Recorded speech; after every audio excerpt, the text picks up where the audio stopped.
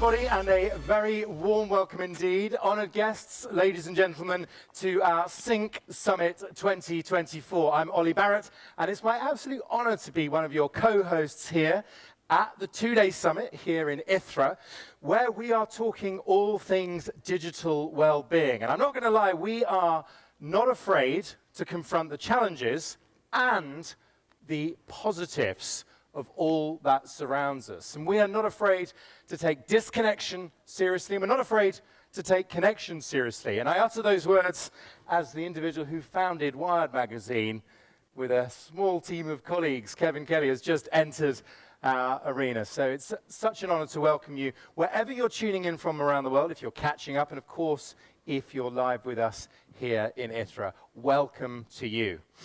Now, the way we're setting up this session is, we all know, you only need to pick up a newspaper, that many of the headlines that talk about technology are negative. It's doom, it's gloom. It can be pretty, in the words of Kevin, dystopian, okay? And so what we're trying to do is flip that around a bit in this session and not be afraid to look at the more sunlit uplands, to reframe a little bit. So I'm going to play an unusual role today, because I'm going to be putting the case against, and I want my two very special guests to re-inspire me and us. And most importantly, I've got space for your questions. So please do either put your hand up, you don't have to say who you are, or fire them in on the app as well. I get to see them here in the cinema. So please do let us know what's on your mind. Let us know your best questions. Maybe we'll have a special prize guest photo for the best question that comes out of our spotlight session here today.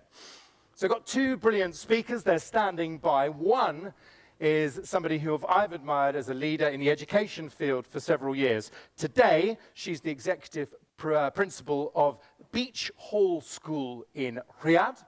Our other guest has a fantastic business background in innovating around the world. She's co-founded or helped start several initiatives, including Artificial Rome, and she's also a director of Asia of Flow. We'll hear more about both of those. Please give a very warm Sync Summit welcome to Clementine Stewart and Ida Kymmer.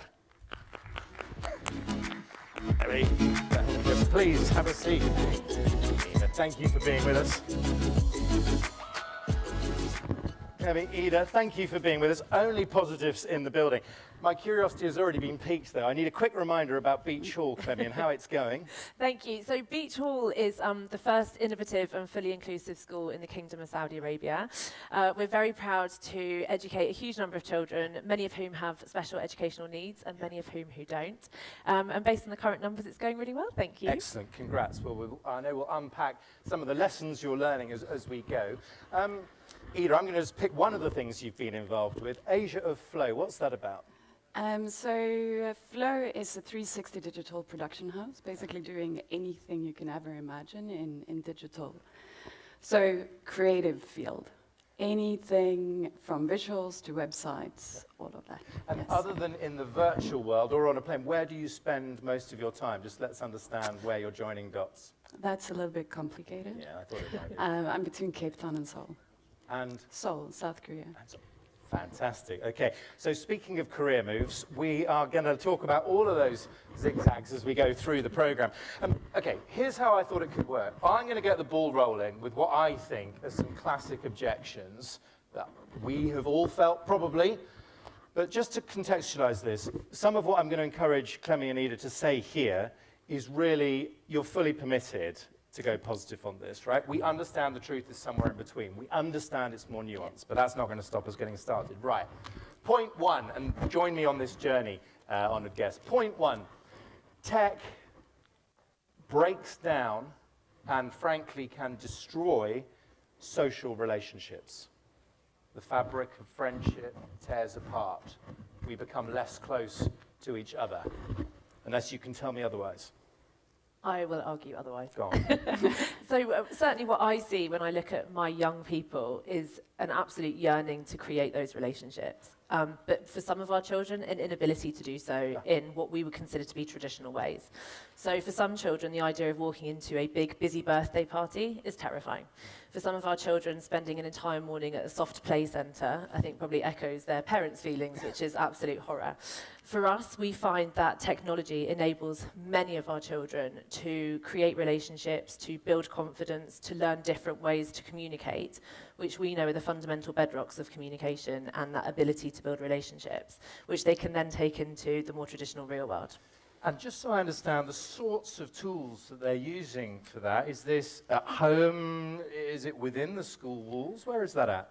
An entire combination. Yeah. So in a school like ours, it's hybrid. So they will use technology throughout their lessons as a way to collaborate, as a way to work together on projects.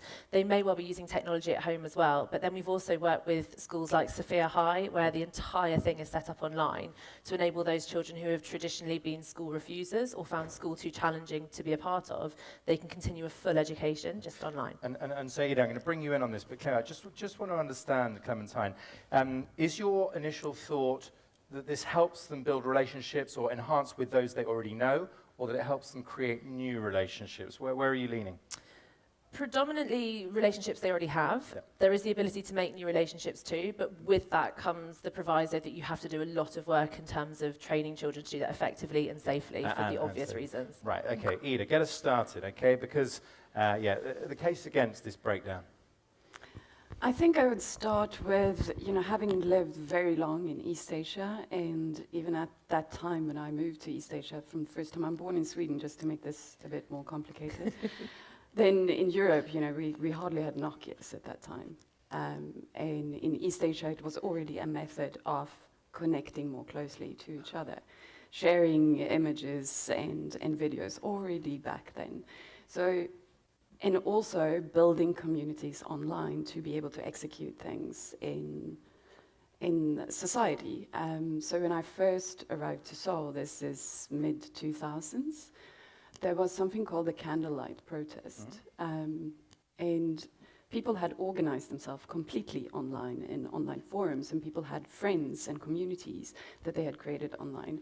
So, of course, we're doing a lot of negative things online too, and breaking down relationships, sure, but we do that in real life too. And I find that the way that we are able to create different connections, more connections across other societal limits that we never would go through otherwise. All right, so isn't the fact, though, if we think of platforms like Meta, what you're actually doing there is connecting with the people you already know. And outside something like dating, tech isn't really helping us to meet new people, is it? I would say it is. I mean, I wouldn't be sitting here if it wasn't because of meeting people I don't know online. Oh, where did you meet them then? I mean, how do we actually know about each other in the work that we do so that we end up in seats like this? I've never met the two of you before. It's obviously online and mainly LinkedIn, I would say, in this case, right? So that part about discovering each other as well. Right, Yes. I'm going to switch it up because I've got many more objections to come, by the way. All right, now, my next big one is on creativity, right? Because you push a button and you produce a Michelangelo or a Da Vinci.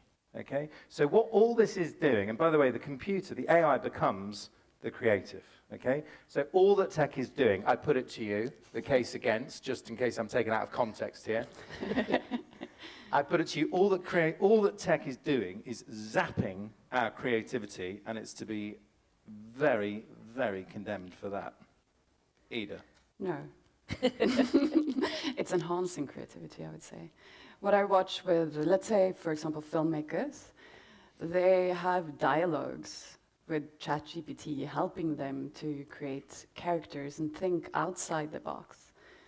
The person who's writing the script is still a human being. The story is still a human story. If you look at the work I do at Artificial Rome, where we're creating a lot of VR immersive experiences, then we speed up the time we do the pitches, the time it takes us to get the clients, because we're then prompting an AI to produce beautiful images that we already have in our head, but it's still humans that are producing the final work. Okay, in theory, the AI can write a script better than a human, would you agree? Well, not than any human, but than many humans, right? Yeah, than most humans, for sure. All right, so in that instance, the AI gets the job, and the scriptwriter has to go and look for another job, right? Would it really? Or would the best script writers still be script writers? Well, that's very elitist. What about democratizing script writing for the world? This is my point. Creativity is getting, zapped. So I believe, in the sense that I have from working in creative work for so long, there's always the mass of doing things, because we are all creatives. This is an inherent human ability, and we all have that capacity. And all of us don't have the time to put it into excellence. Yes. And of course, then AI helps. Yeah. Absolutely opening that up in many, many different ways. Clemmie, this is a very serious question, particularly for children and young people. If they can't be creative, what can they be? Big problem. I would argue, in support of Ida, that actually AI helps children to develop creativity. So if you take a lot of my children, 55% of my children are from the Kingdom of Saudi Arabia and therefore speak Arabic as their main language. 45% of my children come from around 40 other different countries. And yet English is our main language of instruction. So using a tool based in AI that enables children to develop their vocabulary, play with words in the same way that an artist plays with paint, is actually a really good way of developing creativity and enabling people to express themselves in a different way. What we do have to do is stop them using ChatGPT and then just submitting work. There's definitely some work to be done once they've had the product from ChatGPT. So what would an acceptable use of ChatGPT in education look like? Because I guess the rules are being written, right? The rules are being written as we speak. And in fact, I watched a really interesting debate just last week between some of my grade 8 boys and their teacher. And the grade 8 boys said, well, we're just going to use ChatGPT for some of this work. Is that okay? And I love the fact they asked. And the teacher said, yeah, that's fine, but I'm going to use AI to market. And the boys went, that's really unfair. And he said, but if that's how you're delivering the work, that's how I'm going to appraise it. And it opened up this fantastic class discussion about when is it appropriate to use it and when isn't it. Oh, so where have you got to then? My feeling is it needs to be used like a tool in the same way that I would have used Google search to develop some of my thinking. But then there is that human element that Ida was talking about that then nuances that. And I think as long as you can reference your use of ChatGPT in the same way that you might reference a scholarly article that you've used in a dissertation, then I think it's acceptable. Right, so I'm afraid I'm going to change the subject again. And by the way, when I ask, we'll pile in really, but it could be to build on something that's been said, something that's not been said, or an objection that I haven't yet raised, okay? So please stand by, whether you're tuning in or here in our spotlight session. We nod along when you hear ChatGPT or large language models, but let's be honest, a lot of people, frankly, don't have access to some of the tools, the tech tools, that become the gateways to these new worlds. And Ida, I'll start with you on this, because yes, virtual reality opens whole new worlds, but only if you can afford it. So access is a big problem. The fact that you're deliberately or accidentally excluding billions of people means that, frankly, it has to be a bad thing. It has to be a bad thing that not everyone can have access to. Well, of course. Yes. Yes, absolutely. And that's why we need to work on the connectivity in the world, which is happening already. And the very interesting thing with a lot of the technology and the immersive technology that's being developed now is that it requires very little bandwidth. So we're going from a much heavier load of internet to something that is much more sleek. And then we can suddenly have connectivity in the most remote places of the world. It's a really interesting thought to wrongly conflate size of pipe, if you like, with quality of experience. Are there examples of experiences which you've seen or experienced that are remarkably low on the former, but very high on the experience and impact? Yeah, we in the immersive field, we like to use something called pixel streaming today. And so it's streaming, which means that you only need a connection that can stream YouTube. And that you can access in most parts of the world today. And then you can deliver immersive experience in just a screen.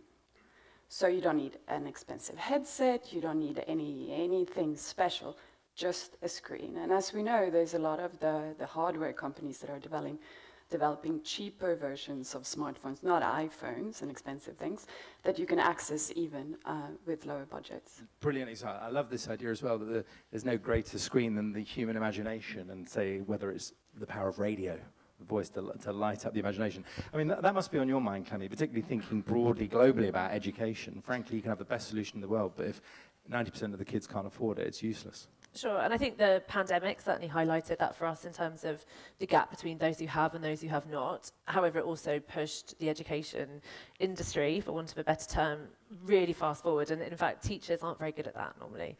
We like things how they've always been. So to be able to move things forward because we had to was really beneficial. I think for me, it's looking at the different ways in which technology can actually unite people rather than yawn that gap. And for me, that's particularly pertinent in the field of special educational needs, and where assistive technologies are enabling children who otherwise couldn't attend school to have a full education. And in fact, I was reminded of an example just last night when I was preparing for today. I used to be a head teacher in London, and one of my children in year 4 was diagnosed with cancer in the summer holidays, and her mother oddly was concerned about her academic progress. I'm sure that was an easier thing to focus on than some of the other things that were going on. And so we looked at different solutions. In the end, we invested in a robot that basically followed this little girl's class around school for the entire year. And through this robot, she could watch all the lessons that were happening. If she wanted to answer a question, then it would start glowing green, and the teacher could ask what was going on, and she would answer it. And that through that year, she wasn't able to be in school for a whole year. She engaged in most of her education, but she also still had those social interactions with her friends. And I found out 2 years later she got an academic scholarship to her senior school. Oh, so she clearly had benefited from that technology. It gives my autistic children the ability to communicate more comfortably. It gives children with physical difficulties the chance to be in a classroom. And so although there may still be some gaps in terms of access, for me it plugs so many of those gaps in other ways that it has to be a positive. And well, I'm going out of casting now, aren't I? But helps them feel differently about themselves. 100%. So again, my colleagues at Sophia High talk about that impact on their confidence. And in fact, she showed me a video just yesterday of these children doing a Shark Tank, but in the metaverse. There is no way that some of those children would have sat on a stage like this and talked. It's terrifying, particularly for some of our children. But to be able to engage in it through technology has given them that experience they otherwise wouldn't have. There's a little rabbit hole that's calling out there, which is this idea that, Oscar Wilde said, give a man a mask and he'll show you his true self. There's something about adopting new personas which gives a different form of confidence. However, a mask to someone else is a sinister screen of anonymity. You see where I'm going with that question? 100%, 100%. And I think there is a huge fear of what is out there. And we have to teach our children particularly, but also our adults, how to use this technology safely and effectively. It's going to be there, it's prevalent, we can't hide them from it, but we therefore have to give them the tools to be able to identify where there might be danger. Right, so on that, this is into safety, isn't it, a bit, Ida? Because, unleashing creativity in new worlds through adopting new identities, that's another person's nightmare scenario. Yeah, absolutely. And I would go to the point that whatever tool we use, it's just reflecting who we are as human beings. And that's why we have laws and regulations, because we tend to use any tool that we can in the worst possible way, right? That being said, the same tool gives us new opportunities, just like Clemmie was explaining here. Yeah, so there's lots more that we could unpack there. I'm just going to pause, because we've got about 20 minutes left. What's struck a chord, either tuning in or here in our spotlight session here in ITRA? What's not been said? What do you strongly agree with? What do you disagree with? And I'd love your comments. Raise your hand. I won't ask you if you don't want to say who you are or where you're from, but I'd love to understand how this is resonating here. Who will be our prize winning? I see you there, Sarah, and I'm just looking around why don't we come to the second row? Thank you. That's really kind, and then we'll go up to the row behind. Thank you very much. Welcome to Sync.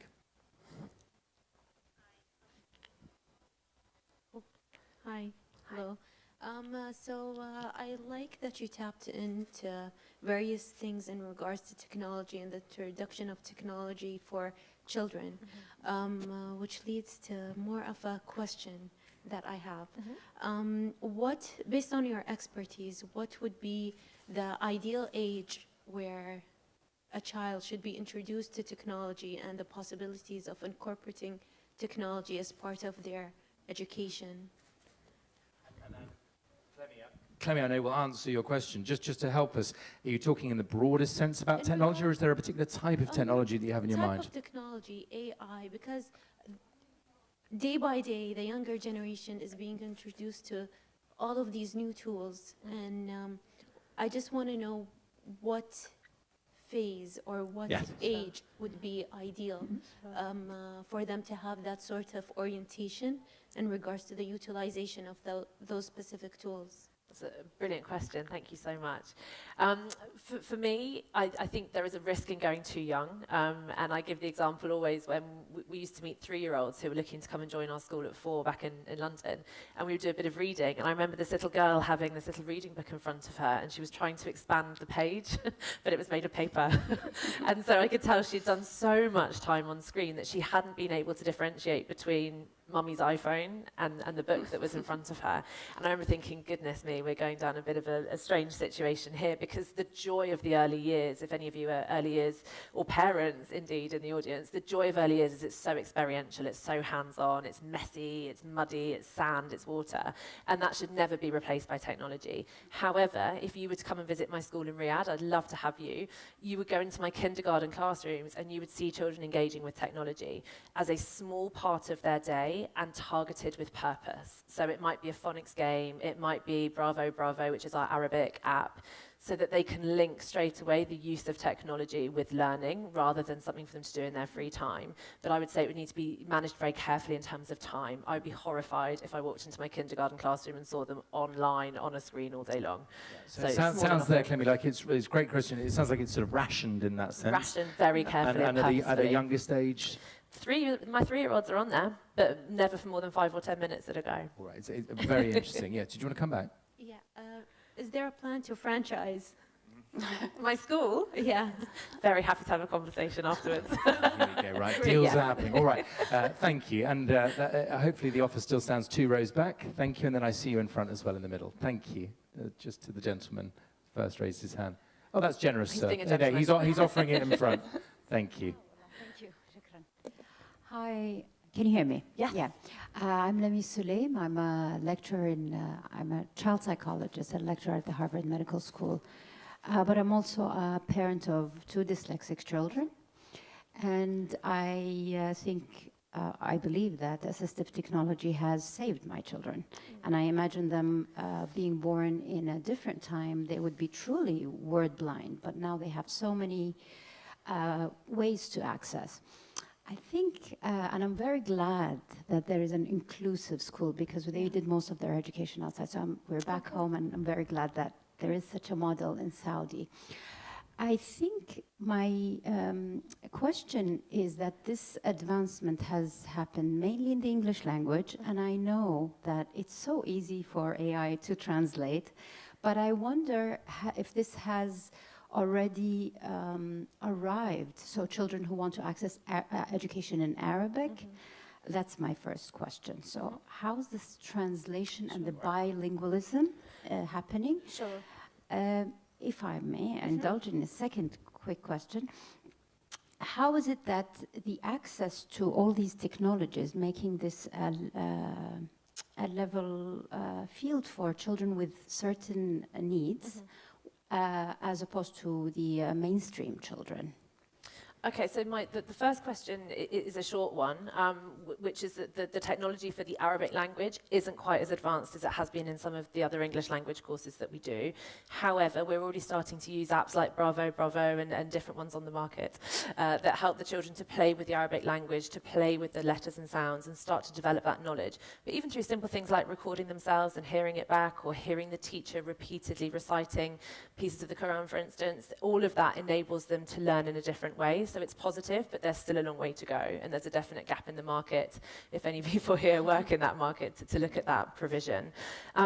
Your second question is, for me, it's completely leveled out the playing field, because those traditional gaps and barriers in learning, like you're talking about with your children, can be alleviated through assistive technology. And the fact that they can use that technology in examinations, they can have extra time, they can use laptops, mean that they are being treated truly equally and given every opportunity as their neurotypical friends.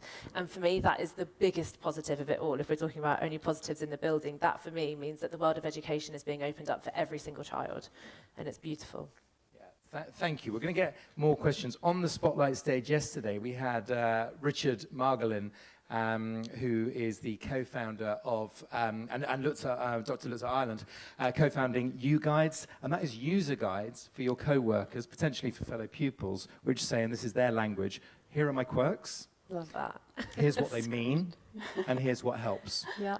So imagine how much better the world would be if we all understood that we're more than our covers, 100%. right? Very patient gentleman behind. Thank you. Thanks a lot. Hi, I'm Abdurrahman from Abu Dhabi, UAE. I just want to tell you that you missed the session yesterday, exactly right here, between Asma and Ariana, whether technology helps or hinder creativity. Asma was supporting that it helps. Ariana was saying that it's hinder creativity.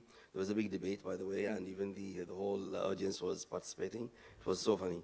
Now, me having a very long experience in about 17 years in IT, I'm a pro-technology guy. I do see that technology in the IT and AI especially really supports and helps creativity. My advice to the generations is to look forward to the future. Let's take technology.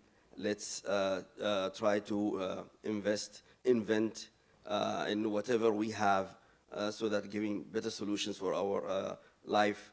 And yes, we will have some glitches here and there. Yes, we will have some people saying that maybe this will not help, maybe not. But still, creativity will move on, the future will move on, and technology will be supporting you everywhere. Yes, it's a good point. I'm going to get more questions and thoughts, and I should say thank you for referencing that debate. Technology hinders creativity, won the motion by some margin, didn't it? I think you remember from yesterday. But I tend to think, technology hinders creativity in the way that fire hinders cooking. I mean, and anyone who's ever cooked or burnt anything will know what I'm talking about. So it's complicated. What are you making of this? What's not been said? What topics should we have brought our guests up on? Who will join us? Yes, and feel free to say where you're from or who you are. You don't have to. This is Faisal Amri, Associate Professor in Giftedness at the University of Jeddah, Saudi Arabia. And it's a great talk, and as the first word in the session, when the school principal of Beech Hall School, it is great to have this school in my home country. And you mentioned about you have a special needs students. And how to define the special needs student in the school, to define like a student with disability or a student with a special ability like gifted or creative, or a student with twice exceptionality as gifted, and how to use the technology to fill the gap between ability and disability. Thank you. Oh, that's such a good question. So first of all, I'd say every single child in my school has a unique gift or talent. They are the most beautiful group of individuals, and they all bring something very, very different to my life and the life of all of us. In traditional terms, yes, 25% of them have special educational needs. Our license with the Ministry of Education is mild to moderate. So we have children with autism, ADHD, ADD, dyslexia, dyspraxia, dyscalculia, Down syndrome. There's loads of different ways in which we can label them, but for me, knowing their label is only helpful to know how I can move their learning forward and what support I can give them, and technology enables me to do that a lot. So whether it's using their iPad, whether it's using specific apps, whether it's that assistive reading and technology. That's really, really helpful for me. At the other end of the spectrum, in terms of traditional language, we do have children that we consider to be gifted and talented. A great example from the Kingdom itself is the Mohiba program, which I'm sure you're aware of. My children are all eligible to be assessed for that program. For those of you who don't know, that's a program for gifted and talented children in the Kingdom of Saudi Arabia. It's not just open to Saudi Arabian children. All of my expat children can also take part, and they use technology to be assessed in English, maths and science, and then they join that program. So the Kingdom itself, as part of Saudi Vision 2030, is clearly investing in that innate human talent as well. Thank you, Clemmie. We'll get more voices and questions. What's not been said? What would you like to hear more about? I'm looking all around the cinema here. We've got about 10 minutes left. Let's just have a skirt around. Oh, well spotted, Clemmie. Where's that? Yes, thank you. Welcome. Hello. Hello there. My name is Khwaja Jise Poku. I work at Saudi Aramco. Question. When people talk about the negatives around technology, misinformation, disinformation, deep fakes, those are all things that are so prevalent but not mentioned today. Can you address them? Do you want to go first?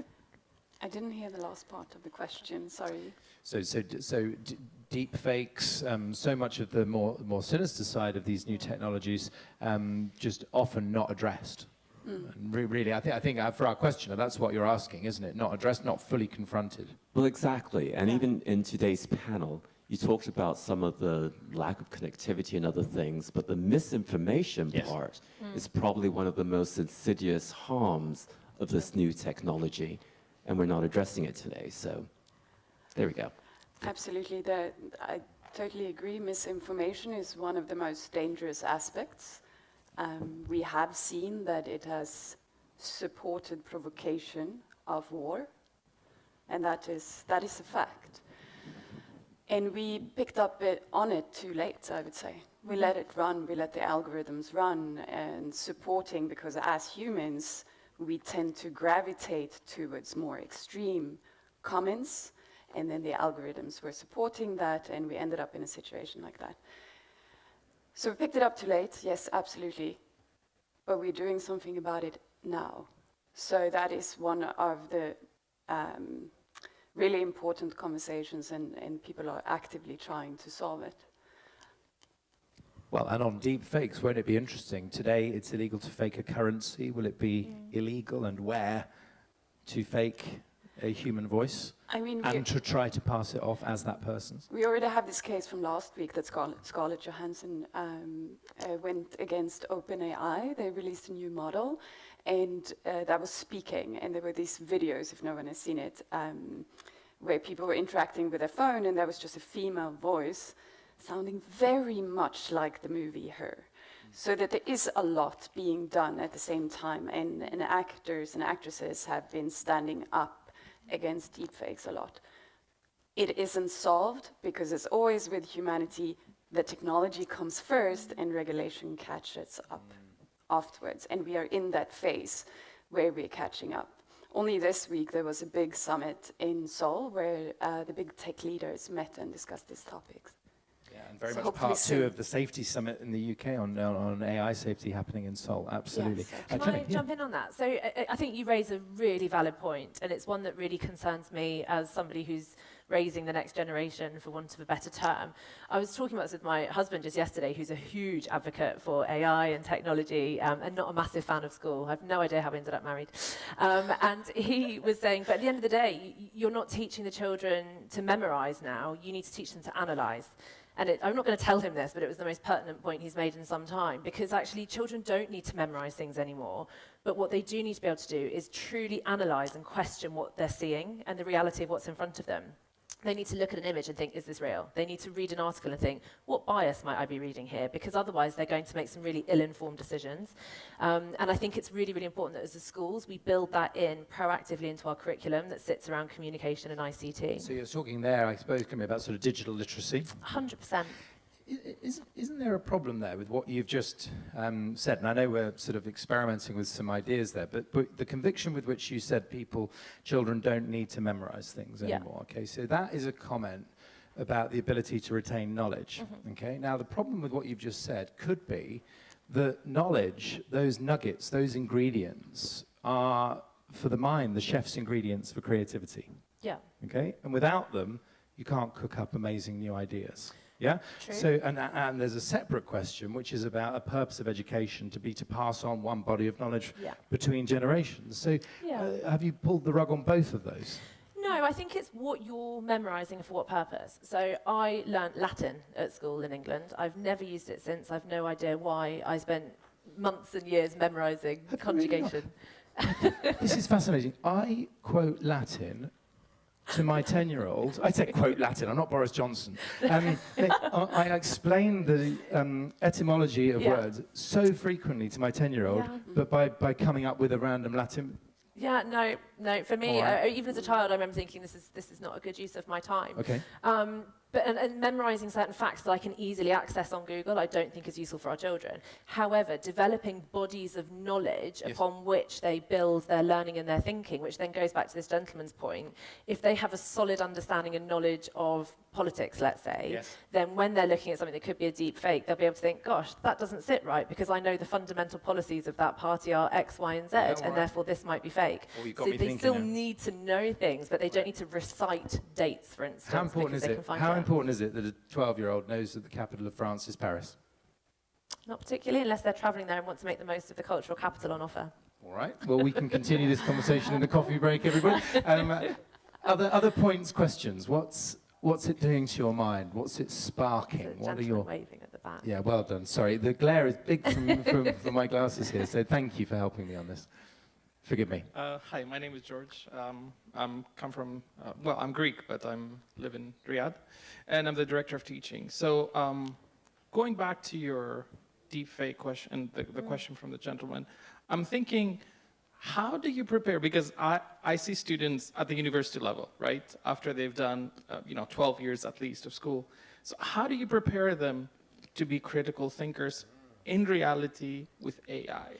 Because we're talking about they have all those skills, but how do they develop and how are they going to be prepared for 21st century skills? Great question. And I'm going to extend the question, Ida, as well, in the spirit of lifelong learning to include workers, because we all should be learning all of the time. So how does that happen in practice? But Clemmie, feel free to lead us off, but I do want your take. If I start with the little ones, then hand on to you with the grown-ups. I think for me, it's developing a curriculum that enables that innate curiosity, and you have teachers who facilitate a lot of those conversations. So we have a lot of very opinionated children in my school, which I love, but they will say things with great authority and absolute determination that they're right.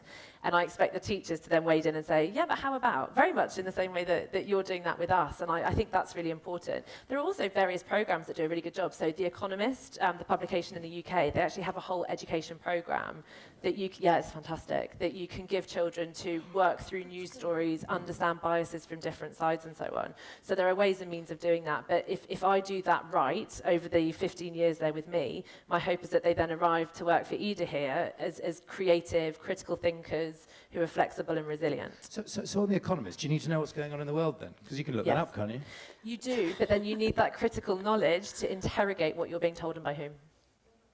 Okay, I want to do a whole series on this. Right, okay. Ida, how do we keep on learning wherever we are?